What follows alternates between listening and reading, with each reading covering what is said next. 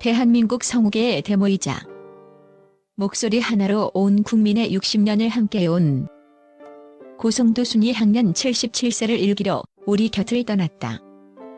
2025년 12월 31일 한 해의 끝자락에서 들려온 그녀의 갑작스러운 비보는 새해를 맞이하려던 전 국민의 가슴에 커다란 구멍을 냈다. 평생을 잠시도 쉬지 않고 세상을 향해 쾌활한 말을 건네던 그녀였기에 그 찬란했던 목소리가 멈춘 자리는 유독 차갑고 시리게 느껴진다. 본 매체는 고인이 임종전 병원에서 보낸 처절하면서도 평온했던 마지막 10일의 기록과 그가 세상을 떠나기 직전 가족들에게 남긴 마지막 장면을 단독 재구성했다. 화려한 스포트라이트를 뒤로하고 가장 인간적인 모습으로, 하지만 가장 송도순답게 인생에 마침표를 찍은 그날의 진실을 심층 취재했다. 1. 예고 없던 이별.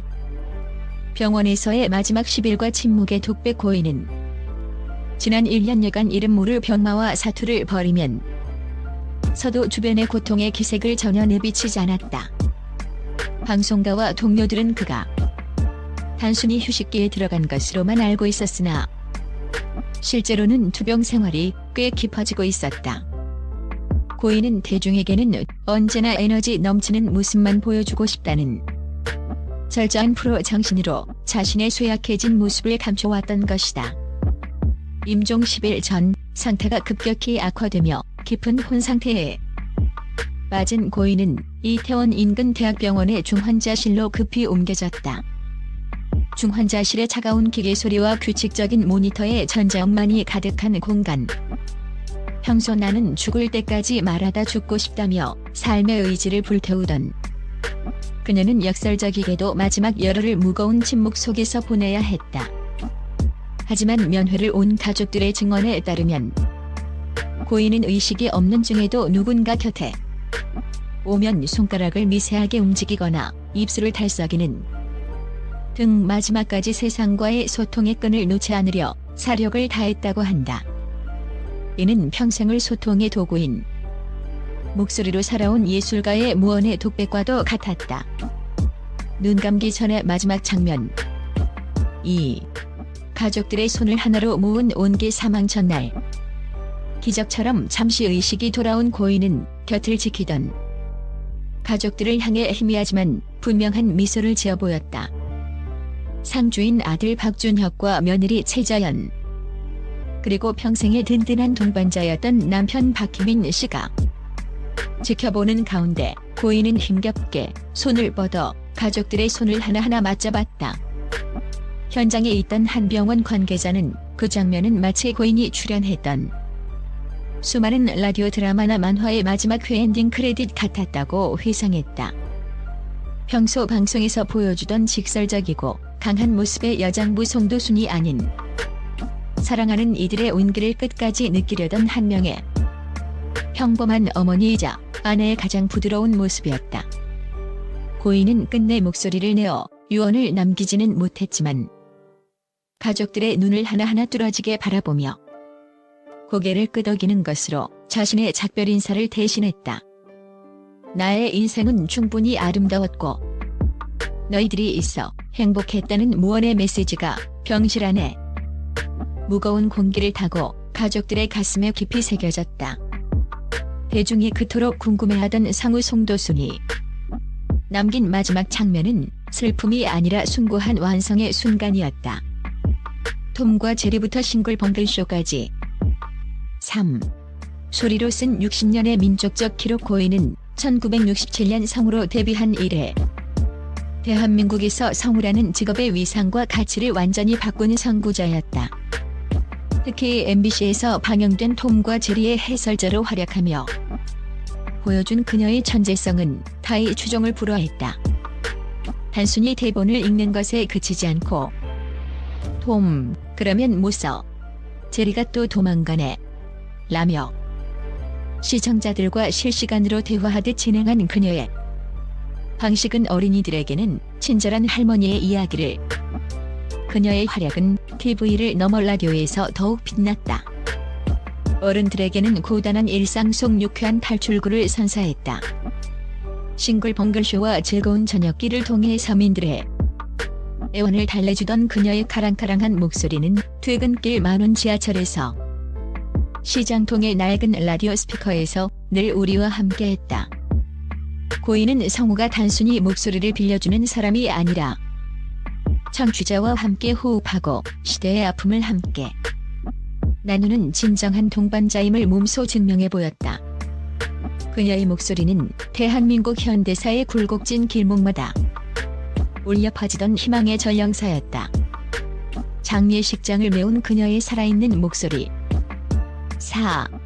눈물 대신 울려 퍼진 추억. 1월 1일 시작된 장례식장은 여느 빈소의 풍경과는 사뭇 달랐다. 내가 떠난 자리가 슬프기만 한 자리가 되지 않기를 바란다는 고인의 생전 유지에 따라 장례식장 내내 구슬픈 곡소리 대신 그녀가 생전에 가장 애착을 가졌던 라디오 방송분과 만화 해설 녹음본이 계속해서 흘러나왔다. 조문객들은 빈소에 들어서자마자 들려오는 여러분 반가워요. 송도순입니다. 라는 활기찬 목소리에 참았던 눈물을 터뜨리기도 하고 때로는 고인의 재치에 있는 농담에 옅은 미소를 지어 보이기도 했다. 아들 박준혁은 어머니는 마지막 순간까지 대중에게 즐거움을 주었던 사람으로 기억되고 싶어 하셨다. 자신의 장례식조차 하나의 방송처럼 사람들이 추억을 나누는 공간이 되길 원하셨다고 전했다. 실제로 빈소를 찾은 수많은 후배의 성우들은 고인의 목소리를 들으며 그녀가 가르쳤던 엄격한 프로 정신과 따뜻한 인간미를 되새겼다. 고인은 죽음의 문턱을 넘어서까지 자신의 목소리로 남겨진 이들을 위로하고 격려하는 마지막 방송을 진행하고 있었던 것이다. 후배들을 향한 위대한 상속 장례 절차 중 공개된 고인의 자필 유언장은 또 다른 감동을 자아냈다. 베일 벗은 자필 유언장의 진실. 고인은 자신이 평생 목소리를 팔아 정직하게 모은 수십억 원대의 부동산과 저작권료 수익 상당 부분을 SSA 스피치 아카데미 장학기금으로 기부하겠다는 뜻을 명확히 밝혔다. 세간의 루머처럼 특정 가족에게만 재산을 남기는 대신 자신의 뒤를 이을 후배의 성우들과 방송 꿈나무들을 위해 전 재산의 상당 부분을 내놓은 것이다. 나의 목소리는 대중의 사랑으로 만들어진 공공의 자산이다. 이제 그 결실을 미래의 대한민국을 깨울 또 다른 목소리들에게 돌려주고 싶다. 이러한 결정은 성우의 사회적 권익 보호를 위해 평생 앞장섰던 그녀의 삶과 괴를 같이 한다. 그녀는 후배들이 더 나은 환경에서 연기할 수 있도록 길을 닦은 호랑이 선생님이었으며 이제는 자신의 물질적 자산까지 내어주며 후배들의 꿈을 지탱하는 거대한 부리가 되었다. 결론. 영원한 안방마님, 하늘의 별이 되어 다시 태어나다. 성우 송도순은 떠났지만 그녀가 남긴 목소리의 향기와 고결한 정신은 결코 사라지지 않을 것이다. 병원 침대 위에서 마지막으로 가족들의 손을 잡으며 보여준 그 평온한 눈빛은 이제 자신의 지상 임무를 완벽히 마쳤음을 알리는 전사의 마침표와도 같았다.